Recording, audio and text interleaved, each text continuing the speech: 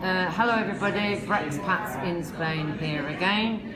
Judy Filmer is hidden, she's behind camera, but I'm joined today by Sharon again, Sharon Hitchcock, and we're very, very lucky to have Charmaine Arbouin here, who is the British Consul for Andalucia and the Canaries.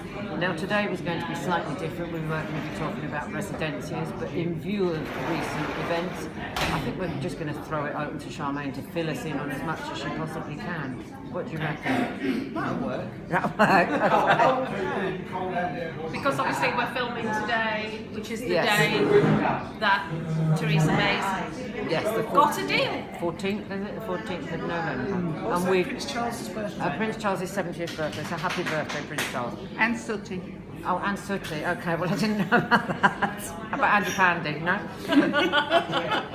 Obviously they're still in talks in the UK, so we don't know what the outcome of that is. As soon as we get some update, perhaps we can have another chat, Charmaine, what do you reckon? And Charmaine will obviously come back in and talk to us, as what we were going to talk about today, being residencias. So, over to you, my dear friend. I'll start and then just butt in and ask me questions. So, I suppose the great news today is that we have managed to sign off, the negotiators have signed off, Brussels and the UK, on the withdrawal agreement. So what does that mean? People remember that about a year ago in December, we were sort of saying we're 90-something% of the way there on the withdrawal agreement, but we'd still got the Irish border as an issue, and that was holding up everything else. So there's now been a proposal which is that we're going to stay in a form of a customs union. This is the backstop. Exactly.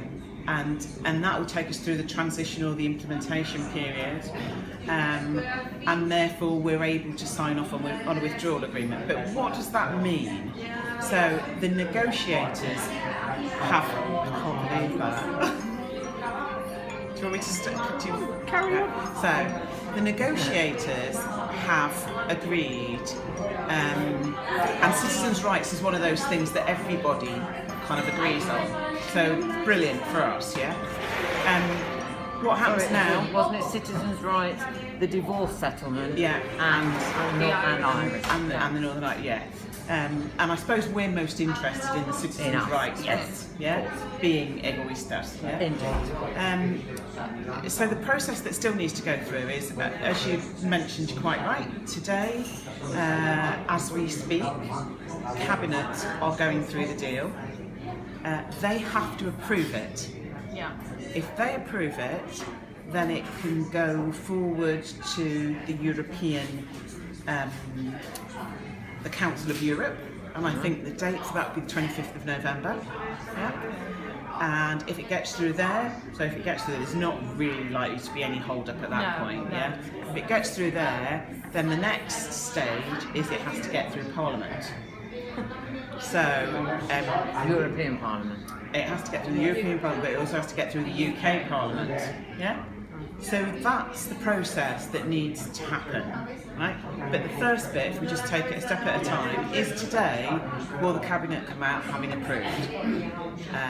So that's the first hurdle that Mrs. Let's May. roll the dice on that one. So we're nibbling away at a bone, basically. I have no idea what that means then. Bit by bit, we're getting there. Yeah. But it's a lot, I mean, to be fair, it's a lot more positive than it was even 2 days ago. Yeah? Where, I mean, it's interesting because we're still going to do the no deal, we're still doing the no deal planning. Yeah. What has the EU done? So the EU have come out yesterday, I don't know whether people noticed this, yesterday they produced a paper that was about preparedness. Brexit preparedness, and that's basically their no deal scenario planning as well. And it's quite interesting because there are a couple of big messages in there. One of them was, we will allow UK nationals visa-free travel around Europe, yeah, for visitors and for business people. So for any 90 days in any 180-day period, we won't need visas. We didn't know that before. We kind of hoped that we were going to get there, but they've kind of come out and said, our proposal is that if the UK will say yes, we'll do the same thing. then we can agree visa-free travel. UK's not going to say no. And that is whether there's a deal or not a deal. I'll come to healthcare in a second. So just the second thing that the second big thing that the European Commission announced on yesterday was. What was the second? You were there. There was a second big thing. It was wanting, even if there was a no deal, accepting that all British nationals that were legally resident in a member state, any time they've been legally resident, will count towards them having permanent residence. Yeah? Right. Which means that anybody that's been here for 5 years already, they will be entitled to permanent residence as a third country national. Yeah? Even if there's not a deal, which we didn't know before. Well, that's good news. Important words there are legally resident. Exactly. So, and also they've said anybody that hasn't done 5 years but has done anything before we leave, that period will start to count towards them getting their residence. 29th of March. Yeah. That sort of follows on what we were saying last week about getting your ducks in a row and making sure that you're as legal as you possibly can be. Absolutely. Here. So if there's anything that you haven't done, you need to get them. So the big 3 things that I would advise people, I know everybody's bored to tears of hearing it, but I'm going to say it anyway. The big 3 things for me are register on the Registro de Ciudadanos Europeos, which is, to ordinary people, it's the green bit of paper. You either have to do that at Extranjería or at the Policía Nacional. I'm not even going to say to people, you need to take this, you need to take that, because we all know that it's different everywhere.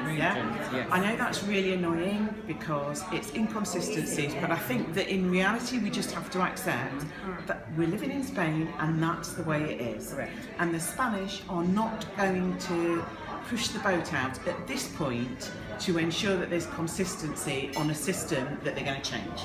And if people haven't done it because they're scared of the paperwork or scared of the language, go to a lawyer or a historian. Go to a historian. They're not charging you years for doing it, but it's really contact us. Yeah, you know, and a lot of And Anne will go with you. Well, we've also got sponsors that help and offer special rates for our members. But also, a lot of town halls have foreigners departments that will help you as well.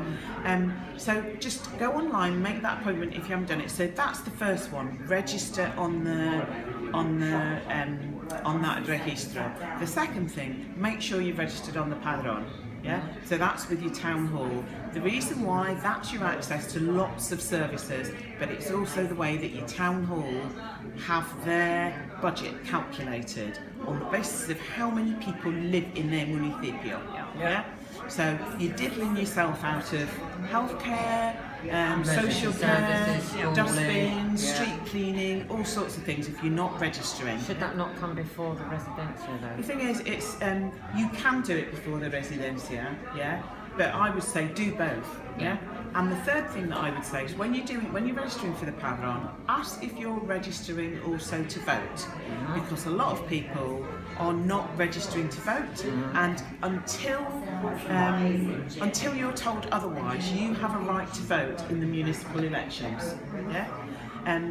There has been a lot of coming and going about whether we'll lose that if we are no longer in the European Union, because it is a European right. The United Kingdom and Spain have already started their bilateral discussions about signing off on a bilateral agreement that allows us to continue to vote. The important thing is there's municipal elections coming up in May next year. I can't remember off the top of my head. The deadline for registering is either the end of December or January. If you're not registered by that date, it doesn't matter whether you've got a right to vote, you won't be able to exercise it. So just register. All the town halls received notification in October from the Electoral Commission in Spain telling them you must allow British nationals to register to vote. That's also important, Charmaine, because we've got British councillors, even British mayors in Spain, and they don't know whether they can represent themselves or whether they qualify. And they need the information sooner than January, I believe. And I mean, the thing is that I don't know whether I mean, the intention is that we will get a sign-off on that before the elections, yeah? Right. I don't think we're going to get that signed off before December, which is the cut-off date for registering. So my advice to people is register anyway. Do it, and then, Then the onus is on the but Spanish too late authorities for it to take you off. Yes. Yeah? So they're my three and takeaways. all those things, if you're scared of going and doing it yourself because you don't know the language, there's loads of places you can go to get help to do that. Loads. And lots of people will say, well, why is it important? Why can't I leave it? I'm hearing people say already, backlogs for changing your driving licences in Malaga at least 3 months. Yeah. And other people in Madrid have told me 6 months, can't get anything.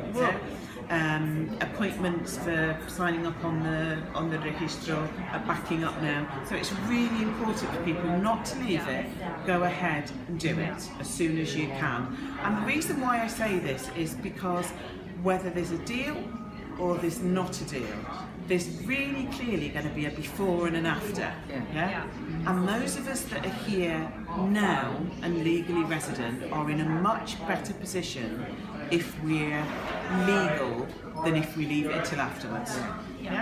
So that'd be my big thing. And then talking about healthcare, so it would be the S1. Get yourselves on the S1 if you qualify for it. If you qualify for the S1, so the S1, for anybody that doesn't know, if you're a state pensioner and you've made your contributions in the UK, you can have your UK entitlement to healthcare transferred to Spain, and you have to do it through the International Pensions Centre, I think it is.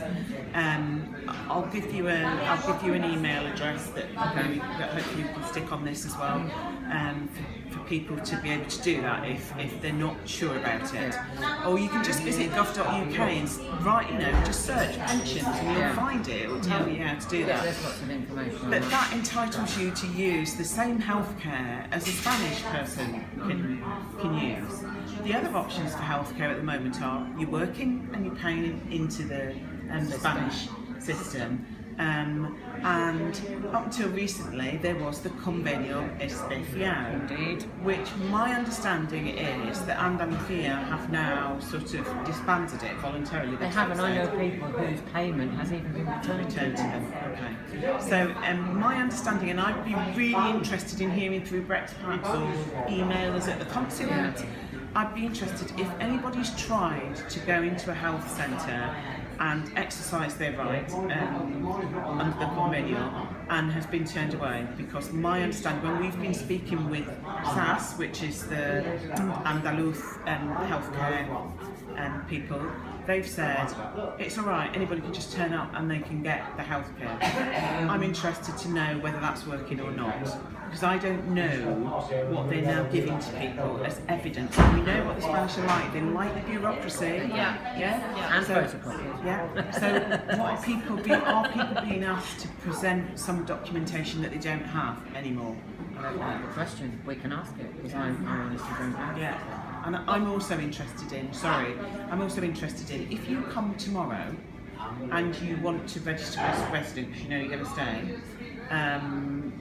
or you've been here for 3 months and you want to register as a resident, but you'll say somebody that's taken early retirement, so you're not entitled to the S1, but you've got a pre-existing chronic health condition that means that no private insurer will touch you. When you go to register at Extranjería, what are you presenting them with to prove that you've got health cover? You wouldn't have any. That's what I think. So I've asked our people in Madrid, would you please go back to the ministry in the centre and ask them, so what are people supposed to present in Andalusia? It's not a problem for anybody that's here already, because you've probably got your card or your bit of paper or whatever, but it might be an issue for people that are coming between now and exit day. Okay, we can ask that question. We stressed it last week as well about people who seem to live here but are reliant on their e-HIC card. That is something wrong, that they really need to. You shouldn't be using it if you're long term here, and you won't be able to use it in the future. So you need to regularise your healthcare. I would suggest to people, if you're a bit worried, to go down to the healthcare, to go down to your healthcare centre and ask them, say, I'd like to register for healthcare. What do I need to do? Apparently, because the convenio is not in place anymore in Andalucia, you should be allowed to just register, maybe with just something from the padrón. I'd be interested. I'm interested to know. If anybody's got any horror stories, let me know. And if it's working, let me know as well. Because it's an excellent healthcare. Exactly. Absolutely. It's third in Europe, 8th in the world or something. I don't know. You can't knock it, can you? But I do know there are people that are in the middle of long-term treatment that are very worried that come March their long-term treatment will not continue.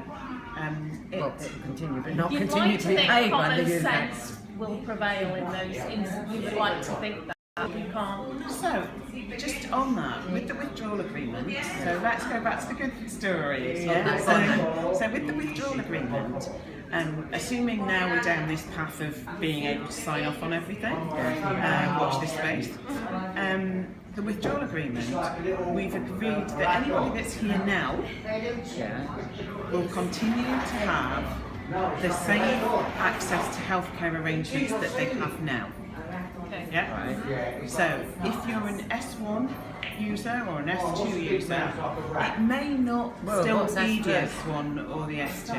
Unfortunately, I'm not sure, but it's an alternative. I've never heard of it. So the S1 is for pensions. I don't know whether the S2 is for people that fit into a slightly different category, but they are still being offered the healthcare. So those people, if you, it may not still be called the S1 or the S2. Well, after Brexit. But the agreement is that we will replace it with something that gives you the same access. And for people like myself who work here, then it's not an issue. It's not an issue because you've already paid into the system. So it's only really an issue people that are flying under the radar at the moment that might be trying to use an EHIC and you just won't be able to use it. And there is talk of change, of replacing the EHIC as well, but I would guess that it's going to be a lot more stringently applied because at the end of the day we won't be Europeans, we won't be European members, not European Union members, so we'll be third country nationals. And then people are saying, well, why should you have any preferential treatment to other third country nationals? Although it's quite possible that we might do. So, if you think about what Pedro Sanchez came out and said earlier this week, he was really clearly saying, we want to ensure that all of UK nationals that live here now in Spain will be allowed to continue to live here in the same way as they have done up until now. And if there's a no deal and we have to take through emergency no deal arrangements, we'll do that. I think that's hugely reassuring. It's been really sensible. Spanish government, but they have been. We just need to see it in writing. I think we, as the foreigners living in Spain, feel a lot more comfortable than the foreigners that are living, the Europeans that are living in the UK do. I think we feel a lot more happier with our circumstances. I think us being out of the country, out of sight, out of mind, we tend to feel we're going to be relying more on the Spanish than and they seem to be making the right choices. They're definitely making the right choices, and there's been talk, although I've not seen anything in any official documentation, but there's been talk that people that are already registered here, we're going to have a replacement registration system, possibly a tarjeta. Nice one. Nice one.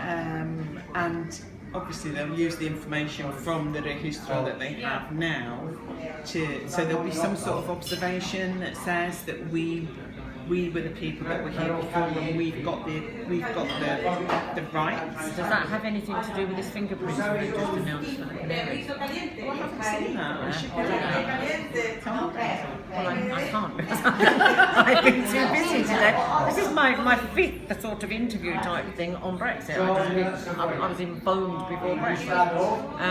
Apparently, they have said that there will be some sort of fingerprinting returned to attach to an ID card. Okay, so Which is like the old way Yeah. it used to be. That's it, it doesn't bother me. That's No, it what doesn't we had. bother me. That's what we had before. originally. Wonderful, and it you was know. great because you just had that in your Yeah, exactly. As opposed to a piece of paper Yeah. and your passport and everything else that you now have. So it's possible that that might be what happens. But can the Canaries independently do something different to mainland Spain? I wouldn't have thought so. I would have thought, I mean, well, all things are possible, aren't they? Oh, yeah.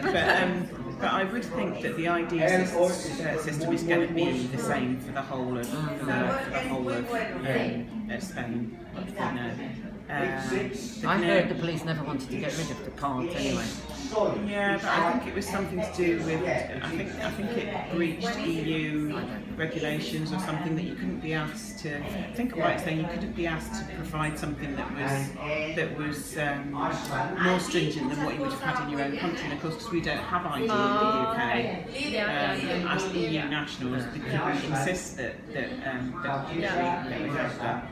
So, you know. I wish they'd do it.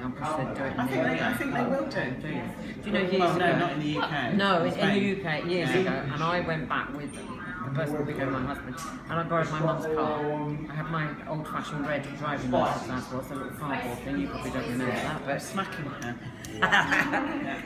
and I got stopped by the police, just a random police check, and he didn't speak any English. My boyfriend at the time, but he understood when I gave my address.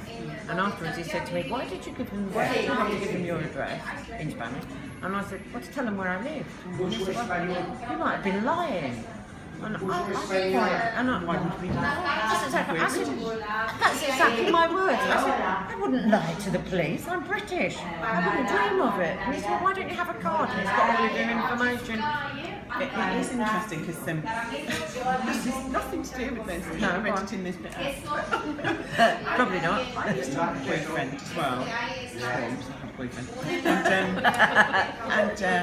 he was from Trinidad. And the first time that he came here and we were driving, we went into a petrol station and he was like, what, you put petrol before you pay? I was like, yeah. It's like, why don't people just drive off? Well, I'm sure people do. No, do that. So we wouldn't do that. And then, of course, I mean, actually, you do have cameras and all sorts, so you'd be captured anyway. Some of them is But I think pretty if and they're not going to, but if they did bring in the identity cards into the UK, it would stop this whole, it would help control the illegal immigrants, which basically is what Brexit's all about at the beginning anyway. It would help control it, because Britain's the only country that doesn't register in and out. And it's their own fault for not having done so. Yeah. They had the choice to do it. They could have controlled immigration a long time ago. Just for the sake of the call, and it's, you know, I never thought twice. If you've done nothing wrong, you've got no. You shouldn't have an issue with having. No, absolutely not. No. It's only those much the same as that are under the radar here or whatever that run scared. I'm assuming. I don't know. No, exactly. Some people say it's encroaching our sort of outright invasion of privacy, but you know, you've got a telephone. When you leave the country and land somewhere else, welcome to wherever you've landed. You use your credit card, they know where you're spending it. I mean, we're tracked already, all the time. I mean, Britain has got CCTV as well, so it knows to be one of the. I think we've got the highest number of CCTV head of population in Europe.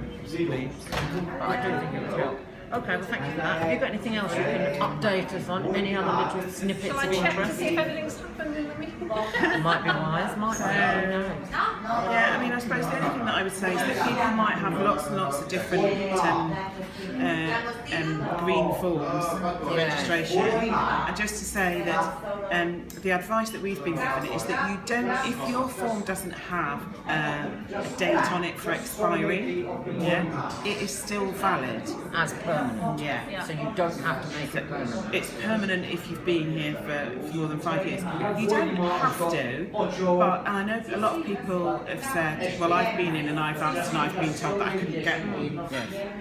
Some people have been in and said, I'd like to get mine, and they've been given one. Other people have gone in and they've been told you don't need one. Technically, the law says that if you ask for it, you should be given one, but you don't need it. So anybody who has been here for 5 years continuously, who is never unregistered, and hasn't had a change of address or a change of identity. It doesn't have to say con carácter permanente at all. It's automatically assumed to be. It's assumed to be. You're assumed to be, and they don't cleanse that system. Right. So as long as you're still at the same address.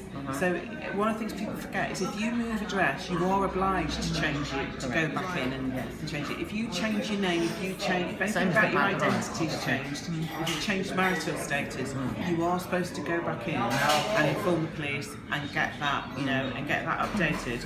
But other than that, there's no requirement for you to have. Theresa May delays her number 10 statement hailing Brexit deal as bitter wrangling in Cabinet overruns by hours, while the DUP warns of consequences if she pushes through her plan. Yeah, so and the last thing that I heard before I came in was that it was probably likely to go on till 8 o'clock our time before there'd be a.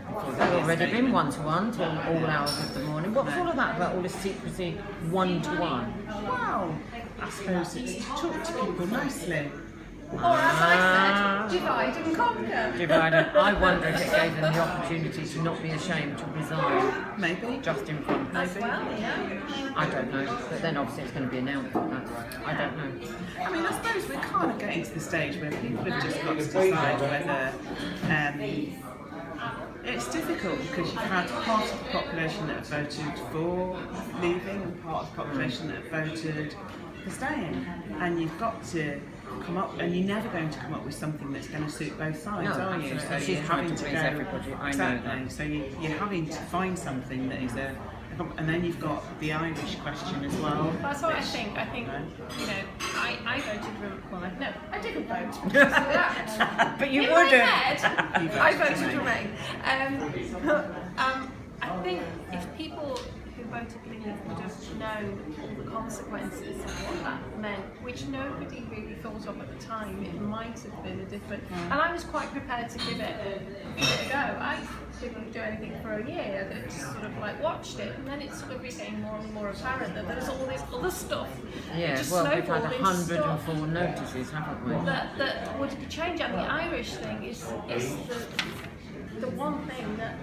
I mean, I'm no expert. I can't see any solution, but I do think all of this information we've had since, if you were putting it to the public to vote, really they should have had this information in advance. So they conscientiously voted, an educated vote, not just a guess, not just an emotion.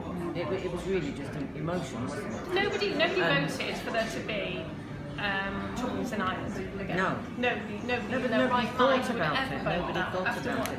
If it had been spelled out before, then the vote might have gone differently. I don't know. It might have gone more to leave than to remain. Who knows? It might have gone even further. I don't know. I'm not saying either way, but I'm thinking people would have conscientiously been able to vote better.